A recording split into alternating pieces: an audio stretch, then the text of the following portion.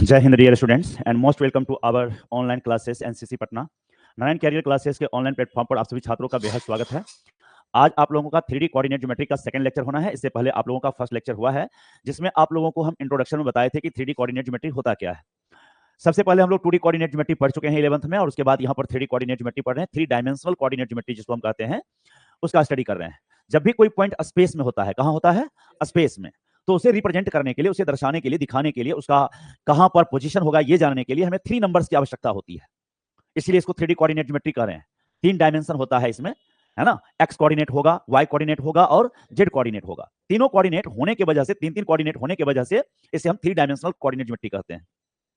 जहां पर हमें केवल 2 नंबर्स की आवश्यकता होगी अगर किसी पॉइंट को रिप्रेजेंट करने के लिए, तो वो आपका 2 डायमेंशनल कोऑर्डिनेट ज्योमेट्री का हिस्सा हो जाएगा। 2 डायमेंशन में वो आ जाएगा।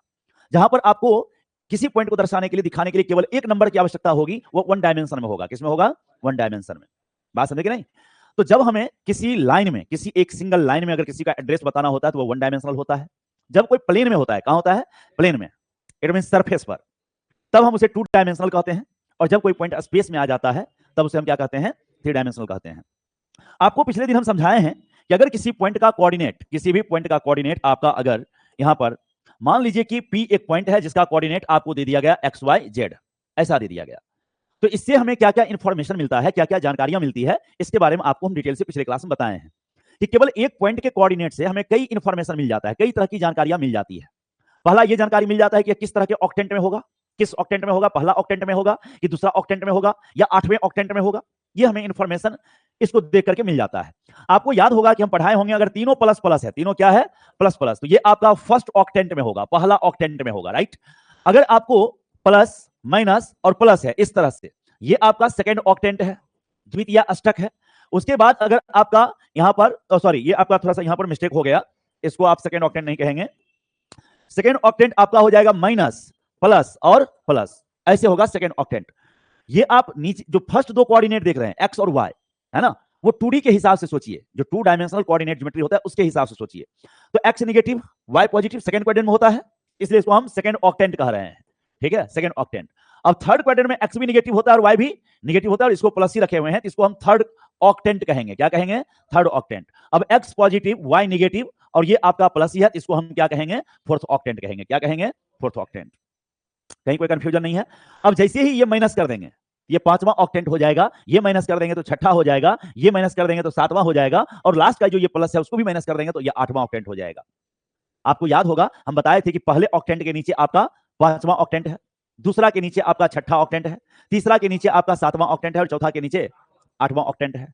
ये सारा इंफॉर्मेशन आपको हम दे चुके हैं। अगर जेड कोऑर्डिनेट आपका नेगेटिव है, यहां देखिए, पहला हमारा एक्स कोऑर्डिनेट का साइन शो करता है, दूसरा हमें वाई कोऑर्डिनेट का साइन बताता है, और तीसरा हमें जेड कोऑर्डिनेट का साइन बताता है। बात समझे कि नहीं? अब इसमें देखिए जेड पॉजिटिव है, तो जेड अगर पॉजिटिव है तो ये अपर पोर्शन में है। कहां है? अपर पोर्शन में। और जेड अगर नेगेटिव है तो लोअर पोर्शन में है। नीचे के पोर्शन में आपका 5वां, 6ठा, 7वां, 8वां ऑक्टेंट है, और ऊपर के पोर्शन में आपका पहला, दूसरा, तीसरा, चौथा ऑक्टेंट है। ये सारा बात बताए हुए हैं। साथ ही आपको बताया थे कि अगर कोऑर्डिनेट एक्स वाई जेड है, क्या है? एक्स वाई जेड, तो यह एक्स आपका डिस्टेंस बताता है कहां से? वाई जेड प्लेन से। कहां से? हाँ, एक्स का मॉडुलस ले लेंगे तो वह डिस्टेंस हमें वाई जेड प्लेन से दिखाएगा। इस पॉइंट का पी का डिस्टेंस कहां से? वाई जेड प्लेन से। अगर वाई कोऑर्डिनेट लेते हैं तो वह हमें दिखाता है जेड एक्स प्लेन से डिस्टेंस। कहां से दिखाता है? जेड एक्स प्लेन से। और जेड कोऑर्डिनेट जो होता है वह हमारा डिस्टेंस दिखाता है पॉइंट का कहां से? एक्स वाई प्लेन से। किस प्लेन से? एक्स वाई प्लेन से। फिर आपको समझाए थे कि अगर कोई पॉइंट का, है ना, एक्स कोऑर्डिनेट कोई ना कोई नंबर तो है, लेकिन बाकी दोनों अगर जीरो है तो वह एक्स एक्सिस पर होगा। सारा चीज आपको अच्छे से समझा चुके हैं कि एक्स एक्सिस पर किसी पॉइंट का कोऑर्डिनेट क्या लिया जा सकता है, वाई एक्सिस पर किसी पॉइंट का कोऑर्डिनेट क्या लेंगे, जेड एक्सिस पर किसी पॉइंट का कोऑर्डिनेट क्या लेंगे। तो जेड एक्सिस पर जेड कोऑर्डिनेट तो होगा, लेकिन बाकी दोनों जीरो हो जाएगा। अगर हमें एक्स वाई प्लेन में कहा, कहां कहा, तो एक्स कोऑर्डिनेट होगा, वाई कोऑर्डिनेट होगा, लेकिन जेड कोऑर्डिनेट नहीं होगा, जीरो हो जाएगा। ठीक उसी तरह वाई जेड प्लेन में कहा तो वाई कोऑर्डिनेट भी कोई नॉन जीरो नंबर होगा, जेड कोऑर्डिनेट भी नॉन जीरो नंबर होगा, लेकिन आपका एक्स कोऑर्डिनेट जीरो हो जाएगा। और जेड एक्स प्लेन में कहा, कहां कहा, जेड एक्स प्लेन में, तो जेड नॉन जीरो होगा, एक्स नॉन जीरो होगा, लेकिन वाई क्या हो जाएगा? जीरो हो जाएगा। बात समझ रहे हैं ना? सो फ्यूचर में अगर आपसे कोई कहता है द इक्वेशन ऑफ, है ना, the equation of x axis क्या है, तो आप बोलिएगा कि y बराबर जीरो और z बराबर भी जीरो। ये हो गया इक्वेशन ऑफ एक्स एक्सिस। अगर आपसे पूछ दिया the equation of y axis, किसका? हाँ, y एक्सिस का, तो आप क्या कहेंगे? z बराबर जीरो, बराबर एक्स, जेड भी 0 है और एक्स भी 0 है। और अगर आपसे पूछ देता है the equation of Y X Z axis, the equation of Z axis, तब क्या लिखेंगे? एक्स बराबर 0 बराबर वाई, एक्स और वाई दोनों 0 होगा। 3D में एक एक्सिस का इक्वेशन इस तरीके से लिखा जाएगा, बात समझ कि नहीं? ठीक उसी तरह अगर आपको कहता है the equation of X Y plane, किसका? एक्स वाई प्लेन का, तो जेड बराबर क्या लिखेंगे? 0 लिखेंगे। अगर हमें equation of Y Z plane पूछता है, क्या पूछता है, तो क्या जवाब देंगे?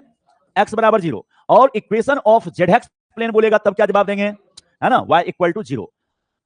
एक्स वाई प्लेन का इक्वेशन हो गया z equal to 0, Y Z plane का इक्वेशन हो गया, और जेड एक्स प्लेन का क्या हो गया?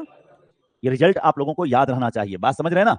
ये सारा बात पिछले दिन आपको फिर हम सिखाए थे कि डायरेक्शन रेशियो डायरेक्शन कोसाइन क्या होता है। यह हम वेक्टर के दौरान भी आपको सिखाए हैं कि डायरेक्शन रेशियो डायरेक्शन कोसाइन क्या होता है।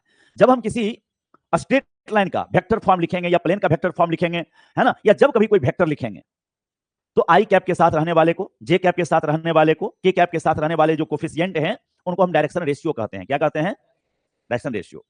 और जब उस वेक्टर के मैग्नीट्यूड से प्रत्येक कंपोनेंट में डिवाइड कर देते हैं, प्रत्येक डायरेक्शन रेशियो को डिवाइड कर देते हैं, तो जो आता है उसे हम डायरेक्शन कोसाइन कहते हैं। क्या कहते हैं? ये आपको वेक्टर के दौरान हम अच्छे से डायरेक्शन रेशियो और डायरेक्शन कोसाइन निकालना सिखा चुके हैं, उसको आप लोग याद रखिए, कई जगह हम उसको यूज करने वाले हैं। अब यहां पर आपको पढ़ना है सेक्शन फॉर्मूला। ध्यान दीजिएगा, सेक्शन फॉर्मूला क्या है, थोड़ा सा बेसिक नॉलेज ले लीजिए। यहां पर सेक्शन फॉर्मूला में दो तरह का डिवीजन आएगा। पहला आएगा इंटरनल डिवीजन। क्या होगा? Internal division. इंटरनल डिवीजन का मतलब हुआ जो पॉइंट ऑफ डिवीजन है, जो लाइन सेगमेंट को इंटरनली डिवाइड करेगा। क्या करेगा? इंटरनली, अंदर डिवाइड करेगा। जैसे ये मान लीजिए अगर हमारा एक लाइन सेगमेंट ये है ए और बी, ए बी हम यहां पर ले लिए, ये हमारा लाइन सेगमेंट है। अब कोई पॉइंट है पी जो ए बी के अंदर है, ए बी के यहां हमारा ये पॉइंट ऑफ डिवीजन है, बांटने वाले पॉइंट को हम कहते हैं पॉइंट ऑफ डिवीजन। और ये पॉइंट ऑफ डिवीजन आपको ए बी के बीच में है, और यह इसको m रेशियो n में क्या कर रहा है? डिवाइड कर रहा है। मतलब AP ratio PB, AP ratio PB जो है ये आपका m रेशियो n है। और ए का कोऑर्डिनेट अगर हम x1 y1 और z1 लेते हैं, अब b का कोऑर्डिनेट हम क्या लेते हैं? x2 y2 z2 लेते हैं, है ना। और एपी रेशियो पीबी आपको क्या दे दिया गया है? m ratio n। तब ऐसी स्थिति में आपका p का जो कोऑर्डिनेट है ये निकलेगा, इसको इधर मल्टीप्लाई करिएगा, इसको इधर, तो क्या रिजल्ट आएगा? mx2 plus nx1 by m plus n। ठीक उसी तरह my2 plus ny1 by m plus n। फिर लिखेंगे यहां mz2 plus nz1 upon m plus n। ये आपका हो गया क्या? सेक्शन फॉर्मूला इंटरनल डिवीजन के लिए। किसके लिए? इंटरनल डिवीजन के लिए। अब अगर मान लीजिए ये p एकदम मिडिल में आ जाए, कहां आ जाए? मिडिल में, तब तो p मिडिल पॉइंट हो जाएगा। तो यहां पर हम इसका केस देखते हैं, if p is middle point, p आपका क्या हो जाए? मिडिल पॉइंट हो जाए, एकदम मध्य बिंदु हो जाए, है ना। ऐसी स्थिति में आपका एपी और पीबी बराबर हो जाएगा, एपी इक्वल टू पीबी हो जाएगा। अगर पी आपका मध्य बिंदु है, एकदम बीचों बीच में आ जाए, तब एपी बराबर पीबी हो जाएगा। और तब यहां पर आप पी निकालिएगा अगर पी, तो आपको क्या मिलेगा? यहां x2 plus x1 bye 2, y2 plus y1 bye 2, और z2 प्लस z1 बाय 2। तो जब जब आपको मिडिल पॉइंट निकालना होगा तो दोनों कोऑर्डिनेट को जोड़ करके 2 से डिवाइड कर दीजिए, आपको क्या मिल जाएगा? मिडिल पॉइंट मिल जाएगा। कहीं कोई कंफ्यूजन नहीं है। ठीक इसी तरह से इसके आधार पर एक दूसरा हमारा है एक्सटर्नल डिवीजन के लिए। किसके लिए? हाँ, एक्सटर्नल डिवीजन। ये एक्सटर्नल डिवीजन क्या है? ये देखिए, इसमें पॉइंट ऑफ डिवीजन जो है वो लाइन सेगमेंट से आउटसाइड होगा। क्या होगा? मतलब ए बी के प्रोड्यूस्ड पार्ट पर होगा। जैसे अगर हमारा ये ए है और ये अगर मान लीजिए बी है, तो अगर ए बी को आगे बढ़ा दिए तो ये produced part of A B कहलाएगा। क्या कहलाएगा? अगर produced part of A B कह रहे हैं तो ए बी को बढ़ाना होगा। अगर बी ए को कहेंगे तो ये इधर बढ़ेगा। अगर कोई कहता है बी ए प्रोड्यूस्ड, क्या बोला? तो बी ए प्रोड्यूस्ड के केस में ए के तरफ भागना पड़ेगा, और अगर हम ए बी प्रोड्यूस्ड कहते हैं तो क्या जाएगा? बी की तरफ भागेगा। और ये आपका पी है। अब यहां पर ए का कोऑर्डिनेट आपको x1 y1 z1 है, बी का कोऑर्डिनेट आपको x2 y2 z2 है। अब पी का आपको जानना है बच्चों, यहां पर आपको लेके दे दिया है AP ratio PB equal to m ratio n, ऐसा दे दिया। अब ध्यान दीजिए, यहां एपी रेशियो पीबी, इसका मतलब यहां से लेके यहां तक ये पूरा m है, और ये बीच वाला क्या है? n है, इतना दूर n है। फॉर्मूला अप्लाई करते वक्त ध्यान रखिएगा, जो सबसे बड़ा नंबर है उसको मिडिल में मल्टीप्लाई करना है। तो अगर हमें p निकालना है, यहां पर p निकालना है, तो हम m को इससे मल्टीप्लाई करेंगे और ये लिखाएगा mx2। अब माइनस ये n को इस साइड मल्टीप्लाई करेंगे nx1, टोटल के नीचे m माइनस n। सेम इसी तरह से my2 माइनस ny1 के नीचे m माइनस, और mz2 माइनस nz1 के नीचे m माइनस n। ये हो गया। क्लियर है आप लोगों को? कहीं कोई दिक्कत नहीं है। ये आपका एक्सटर्नल डिवीजन हो गया। क्या हो गया? External division. कुछ और इससे रिलेटेड रिजल्ट निकलेगा, सेक्शन फॉर्मूला से रिलेटेड रिजल्ट, जिसको आप लोग थोड़ा सा सीखते चलिए। तीसरा नंबर आपका जो यहां पर है, मान लीजिए कि कोई ट्रायंगल आपको दिया हुआ है, इस तरह से ट्रायंगल दिया हुआ है, राइट। ट्रायंगल का कोऑर्डिनेट आपको दे दिया x1 y1 z1, x2 y2 और z2, और ये x3 y3 और z3, इस तरह से आपको दे दिया गया है। ये आपको हम सेंट्रॉइड बताने जा रहे हैं। क्या बता रहे हैं? सेंट्रॉइड। सेंट्रॉइड क्या होता है? The point of intersection of medians, जहां पर मीडियंस मिलता है, जहां पर माध्यिकाएं एक दूसरे को इंटरसेक्ट करता है, वहां पर जो है पॉइंट जो मिलता है उसी को हम कहते हैं सेंट्रॉइड। मीडियंस क्या होता है? तो कोई भी साइड के मिडिल पॉइंट को अपोजिट वर्टेक्स से जब मिलाते हैं तो जो लाइन मिलता है हमें, उसी को क्या बोलते हैं? मीडियन बोलते हैं। ये पॉइंट है, इसके अपोजिट में, अपोजिट जो वर्टेक्स है उससे एक लाइन हम यहां मिला दिए, ये हमारा मीडियन है। क्या है? ठीक उसी तरह अगर इसका मिडिल पॉइंट लेते हैं और अपोजिट वर्टेक्स बी से हम यहां मिला दिए, है ना, देख रहे हैं आप लोग, तो ये अंदर में जो हम खींच रहे हैं ये मीडियन है। ये क्या है?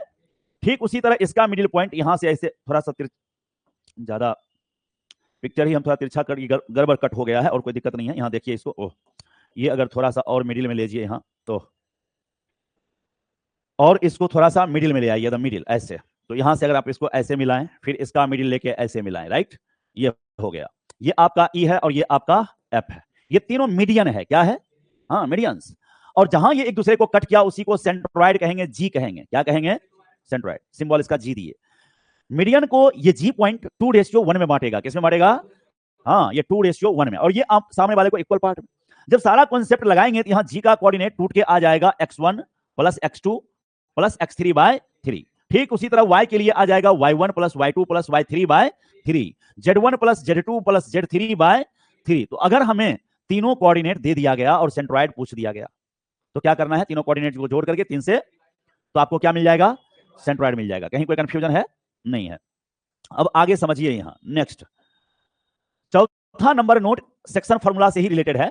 अगर मान लीजिए कहीं पर आपको एक ट्रायंगल दे दिया गया इस तरह से, और ट्रायंगल देने के बाद आपको उसके साइड का मिडिल पॉइंट दे दिया। क्या दे दिया? साइड का मिडिल पॉइंट ये दे दिया, x1 y1 और z1, ये आपका d हो गया। ये लेके ई आपका मिडिल पॉइंट दे दिया, x2 y2 और z2, और फिर इसका मिडिल पॉइंट f आपको दे दिया, x3 y3 और z3। तब आपसे ए पूछ देगा कि क्या होगा, ए क्या होगा, जहां हम इंट्रोगेशन का सिंबल लगाते हैं, समझिए वो हमें फाइंड करना है। बाकी चीज पिक्चर में गिवन है, दे दिया गया है, राइट। अब अगर हमें ए चाहिए, क्या चाहिए? ए। हाँ, तो क्या करेंगे? ए के सामने वाला, वेक्टर में भी यही प्रोसेस अपनाए थे, 2D में भी यही था और 3D में भी ऐसा ही हो रहा है। अब देखो यहां पर ये डी चाहिए, तो डी को घटाएंगे बाकी दोनों को, तो यहां जोड़ेंगे x2 प्लस x3 को और x1 घटा देंगे। ठीक यही काम y के साथ भी होगा और फिर z के साथ भी होगा, है ना, ऐसा लिखा गया। फिर b लेंगे, b क्या लिखाएगा बोलिए? b निकालना है तो b के सामने वाला घटेगा, बाकी दोनों जुटेगा, तो x3 plus x1 minus x2, y3 plus y1 minus y2, z3 plus z1 minus z2। उसी तरह c लिखाएगा कि नहीं लिखा जाएगा? आराम से निकल जाएगा। तो जब भी आपको किसी ट्रायंगल के तीनों साइड का मिडिल पॉइंट दे दिया जाएगा, तो उसके वर्टेक्स को निकालने का बहुत आसान तरीका है। आपको कुछ नहीं करना है, जिस वर्टेक्स को पूछा जा रहा है कोऑर्डिनेट, जिस वर्टेक्स का, आपको उसके सामने वाले के कोऑर्डिनेट को घटाना है और बाकी दोनों को ऐड करना है। मान लीजिए किसी ने आपको ऐसे लेके अगर दे दिया, यहां पर ये आपको लेके दे दिया, मान लीजिए 2 3 5, है ना, फिर ये दे दिया 1 -2 5, या मान लीजिए 6 दे दिया, और फिर यहां पर दे दिया 3 -4 7, ऐसे दे दिया, राइट। तब आपको ये पूछ दिया इसका वैल्यू क्या है, तो कुछ नहीं, इसको पूछा गया तो ये घटेगा और ये दोनों जुटेगा, तो 3 1 में से 2 गया, 2 आ गया। फिर -4, अब -2 जोड़ेंगे, -6 होगा, और उसमें से 3 घटाएंगे तो -9 हो जाएगा, -3 के -9, सही से जोड़िए, और 7 6 13, 13 में से 5 गया तो 8 निकल गया कि नहीं निकल गया? 7 6 ऐड करिए, 5 को माइनस कीजिए, मिल रहा है ना, थर्ड कोऑर्डिनेट, जेड कोऑर्डिनेट मिल गया। अगर हमें ये चाहिए, ये भी निकल जाएगा, इसके सामने ये है, ये घटेगा और ये दोनों जुटेगा, तो 3 2 5 में से 1 गया, 4, 3 और -4 को जोड़ेंगे, -1, अब -1 में इसको घटाएंगे तो -1 माइनस माइनस +2 हो जाएगा, तो ये केवल 1 लिखा जाएगा। क्या लिखा जाएगा? 1। और 7 5 12 में से 6 गया, लिखाया कि नहीं? बात समझ में आ रहा है? सिंपल बात है। नेक्स्ट अगला देखिए, 5वां नंबर नोट क्या है आपके पास, 5th नंबर, सेक्शन फार्मूला से ही रिलेटेड है। मान लीजिए कि कोई आपके पास ये एक प्लेन है जिसका इक्वेशन दे दिया a x plus b Y plus C Z plus D equal to 0, ऐसे इस प्लेन का इक्वेशन दे दिया। Every linear equation of three variable represents a plane. क्या दिखाएगा? प्लेन दिखाएगा। कोई भी तीन चर वाला रैखिक समीकरण, क्या कौन समीकरण? रैखिक, डिग्री 1 होना चाहिए, प्रत्येक वेरिएबल का डिग्री 1 होना चाहिए, तो ये लीनियर कहलाता है। क्या कहलाता है? यहाँ x का पावर कितना है, y का पावर भी 1, z का पावर भी 1, इसलिए इसको लीनियर कहेंगे। क्या कहेंगे? अब यहां जब हम कहते हैं कि linear equation in three variable, तो इसका मतलब यह नहीं है कि हमेशा तीन वेरिएबल होना ही चाहिए, ऐसा जरूरी नहीं है। मैक्सिमम थ्री वेरिएबल होना चाहिए, उससे कम वेरिएबल भी हो सकता है, पर ऐसा नहीं होगा कि पूरे वेरिएबल गायब ही हो जाए, ऐसा नहीं होगा। कम से कम एक वेरिएबल का रहना जरूरी है, तभी तो इक्वेशन होगा। एक्स रहे या वाई रहे या जेड रहे, कोई एक का होना जरूरी है। बात समझे कि नहीं? यहां पर गौर करिएगा, इसमें भी कई तरह का बात जब हम प्लेन पढ़ाएंगे तो वहां जिक्र करेंगे इसके बारे में कि मान लीजिए अगर इसमें से आपको गायब हो गया जेड, कौन गायब हो गया? ऐसे लिख दिए a x plus b Y plus d बराबर 0, ऐसे लिख के छोड़ दिए। नहीं, अब इसमें कौन कोऑर्डिनेट गायब हो गया? जेड कोऑर्डिनेट गायब हो गया। इसका मतलब ये प्लेन जो है जेड एक्सिस के पैरेलल है। किसके पैरेलल है? Parallel to Z axis. मतलब जेड एक्सिस के पैरेलल कोई भी प्लेन अगर निकालेंगे, उसका इक्वेशन जनरेट करेंगे, तो हमें इसी तरह का रूप का मिलेगा, a x plus b Y plus D equal to 0 वाला रूप। सुनाई दिया? अगर मान लो इसी में हम इसको गायब कर देते हैं, ए एक्स प्लस सी जेड प्लस डी बराबर 0, ऐसा दे दिए, इस बार कौन गायब हो गया? वाई गायब हो गया। इसका मतलब किसके पैरेलल है? Parallel to Y axis, parallel to Y axis, ऐसा है। और इसी में अगर मान लो तुमको ऐसे दे दिया B Y plus C Z plus D equal to 0, ये किसके पैरेलल होगा?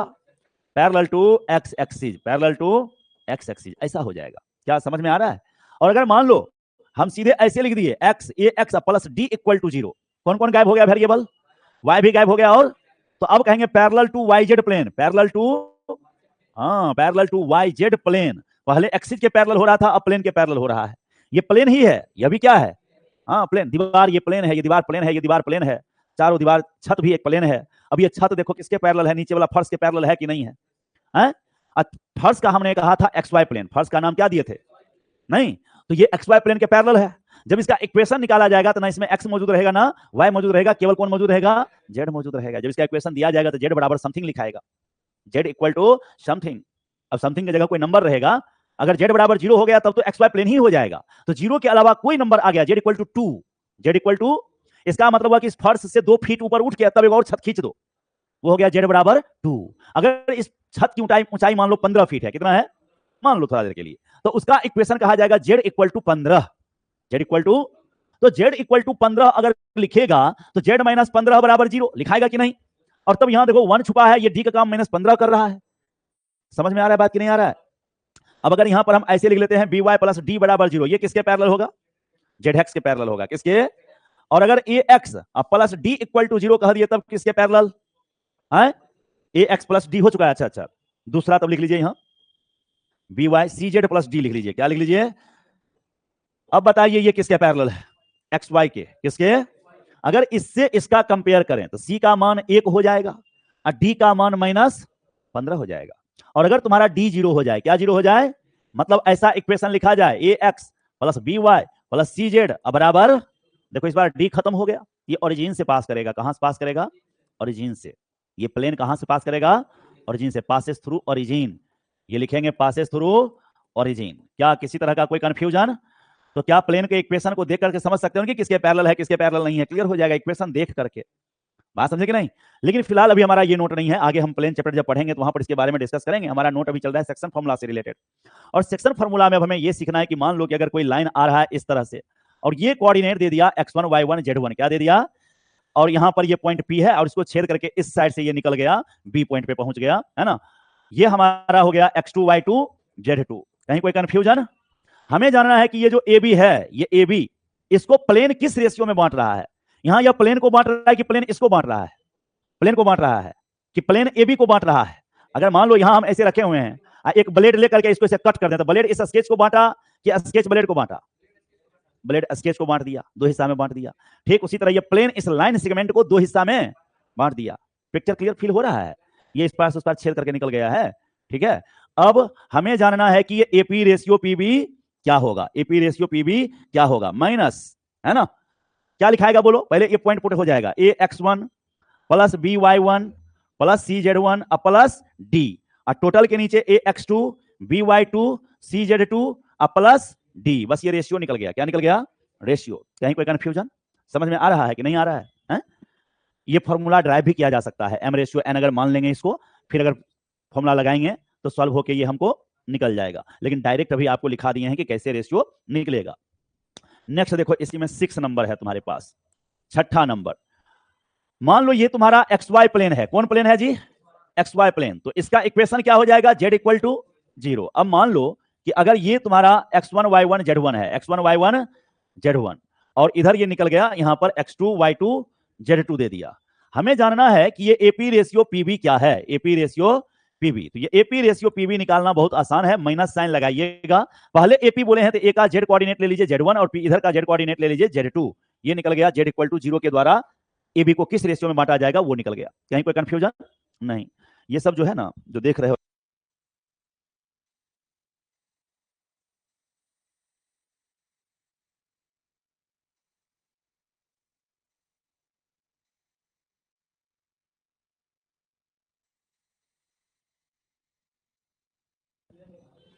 चलो ध्यान दो यहां। ये क्लियर है ना? ठीक उसी तरह ये Z इक्वल टू 0 की जगह पर कौन हो जाएगा बोलो? दूसरा प्लेन अगर ले लें हम, ये प्लेन ले लें। ध्यान दो यहां, ये हमारा है X इक्वल टू 0 और ये कौन प्लेन है बोलो? हाँ, YZ प्लेन है ये कौन प्लेन है? और इस बार अगर पूछेगा कि ये किस रेशियो में बांटा है, यहां से ऐसे निकाल दिए। यहां ये हमारा X1 Y1 Z1 है, ये हमारा X2 Y2 Z2 है, ये A P B है। तो अगर हमसे AP रेशियो PB पूछा जा रहा है, AP रेशियो PB, तो क्या जवाब देंगे? Minus X1 by X2। कोई दिक्कत? इसमें अगर ये सॉल्व होके निगेटिव देगा तो कहना एक्सटर्नली डिवाइड करेगा, और पॉजिटिव आएगा तो क्या कहना? इंटरनली डिवाइड कर रहा है। यहां भी अगर ये पूरा सॉल्व होकर के होल बॉडी पॉजिटिव आएगा तो कहना इंटरनली डिवीजन। क्या कहेंगे? Internally division. और अगर ये सॉल्व होके आपको निगेटिव देता है तो क्या बोलिएगा? Externally division. ये पॉइंट जो है इसको एक्सटर्नली डिवाइड करेगा। कहीं कोई कंफ्यूजन नहीं? ये प्लेन इस लाइन को एक्सटर्नली डिवाइड करेगा यदि ये सॉल्व होकर होल बॉडी क्या आ जाए? निगेटिव आ जाए। ये पूरा का पूरा एक्सप्रेशन निगेटिव आ जाएगा तो ये प्लेन इस लाइन सेगमेंट को एक्सटर्नली बांट रहा होगा, बाहर जाके बांट रहा होगा। और अगर ये सॉल्व होकर पॉजिटिव आ गया तो लाइन सेगमेंट को अंदर ही इंटरनली बांट रहा है। तो वही सारा थ्योरी इधर भी लगेगा, ये ध्यान रखिएगा आप लोग यहाँ पर। ठीक है, नेक्स्ट आगे जो है इसमें हम लोगों को क्या समझना है, सो देखिए सेक्शन फॉर्मूला से रिलेटेड ये सारा नोट हम लोग समझ चुके हैं। डायरेक्शन रेशियो, डायरेक्शन कोसाइन आपको हम पहले ही समझा चुके हैं, बात समझ के नहीं? बेसिक क्वेश्चन आपका इतना से बनेगा। बेसिक क्वेश्चन जितना भी 3D कोऑर्डिनेट ज्योमेट्री का है वो आपको इस थ्योरी से क्या हो जाएगा? बन जाएगा, रेडी हो जाएगा। ठीक है, आगे हम लोगों को पढ़ना है स्ट्रेट लाइन इन स्पेस। जो हमारा सेकंड टॉपिक स्टार्ट होगा चैप्टर, वो है स्ट्रेट लाइन इन स्पेस। वो क्या है उस पर हम लोग डिस्कस अगले क्लास में करेंगे, स्ट्रेट लाइन इन स्पेस पर। एंड उसके बाद हमारा प्लेन है। दो ही टॉपिक है, स्ट्रेट लाइन इन स्पेस और प्लेन। स्फीयर छोटा है जो कि पढ़ना है नहीं, आपको पूछता नहीं है, लेकिन फिर भी थोड़ा सा हिंट दे देंगे कि स्फीयर क्या है। ठीक है, मिलते हैं अगले क्लास में।